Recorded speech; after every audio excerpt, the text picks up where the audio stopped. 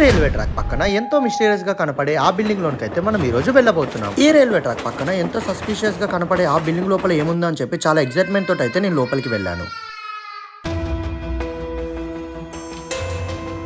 Mostly ఇలాంటి building లోపలికి వెళ్ళినప్పుడు చాలా జాగ్రత్తగా అయితే ఉండాలి. ఎందుకంటే ఇలాంటి పాత బిల్డింగ్లు ఎప్పుడు కూలిపోతాయని మనకైతే తెలియదు. అండ్ కింద ఇంకా చూసుకొని అయితే నడవాలి. ఎందుకంటే మీకు తెలియకుండానే అప్పుడప్పుడు మీ కింద పాములు తిరిగే ఛాన్సెస్ చాలా ఎక్కువగానే ఉంటాయి. ఈ బిల్డింగ్ లోపల నేను గమనించింది ఏంటంటే వర్షానికి తడుస్తూ ఎండకి ఎండుతూ ఈ బిల్డింగ్ అలా క్రమక్రమంగా కూలిపోయి అయితే వస్తుంది.